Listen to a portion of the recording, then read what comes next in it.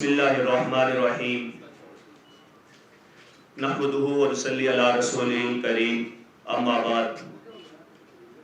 افکار کے کچھ اور نئے دیپ جلا کر ہر دن کو وابستہ تنویر کریں گے۔ ہم یہ سوچ کر آئے ہیں میدان عمل میں کہ تقدیر کو وابستہ تعمیر کریں گے۔ میں سب سے پہلے آپ تمام حضرات کا اور نیشنل پریس کلب اسلام آباد کی انتظامیہ کا اور اپنی صحافی برادری کا، جن کا تعلق الیکٹرانک میڈیا سے ہو یا پرنٹ میڈیا سے ہو یا سوشل میڈیا سے ہو، آپ تمام حضرات کا ممنون اور مشکور ہوں کہ آپ حضرات ہمارا درد دل، ہماری سوچ اور ہماری فکر کو قوم تک پہنچانے میں اپنا کردار ادا کر رہے ہیں۔ رب تعالیٰ آپ تمام حضرات کو اپنی شایان شان جزائے خیر عطا فرمائے۔ سامعین ذی وقار، پاکستان بے شمار قربانیوں کے بعد لازوال طویل جد و جہد کے بعد ڈاکٹر علامہ محمد اقبال کے تصور کے پیش نظر اور قائد اعظم محمد علی جناح کی قیادت میں معرض وجود میں آیا،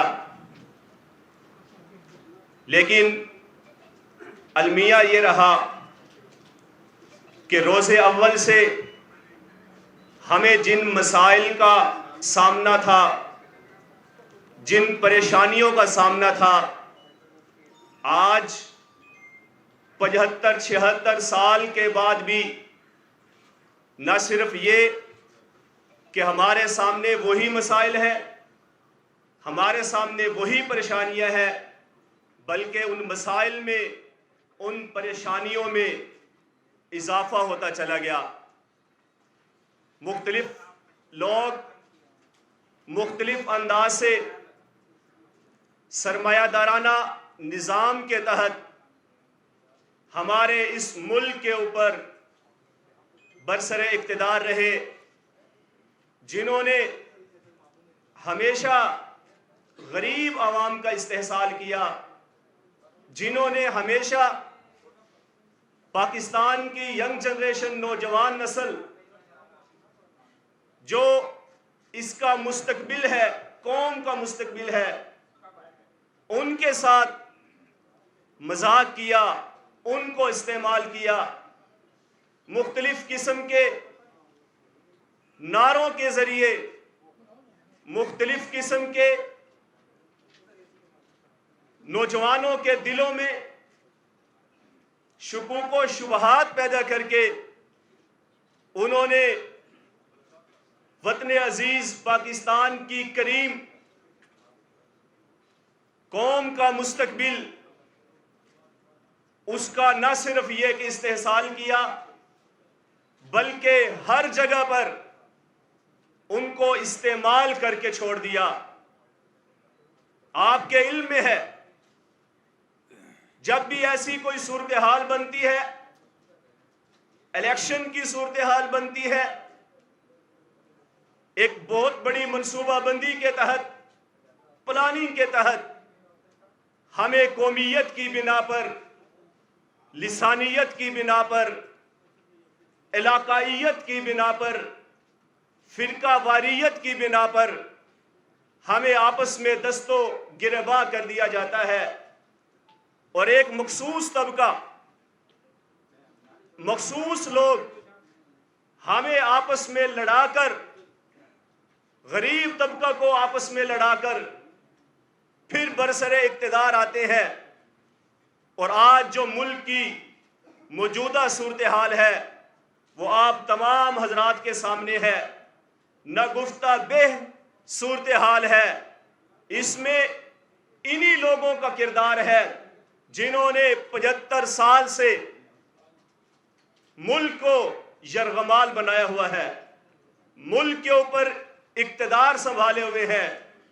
میرے دوستو، موجودہ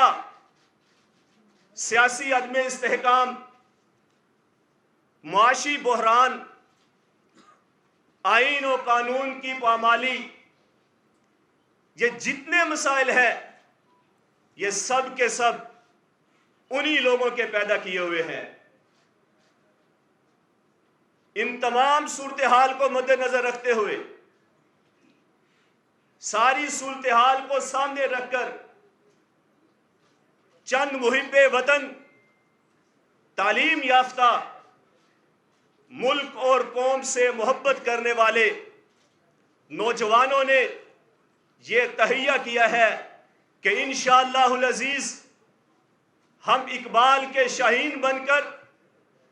اور بابائے قوم قائد اعظم محمد علی جناح کے افکار کی روشنی میں ہم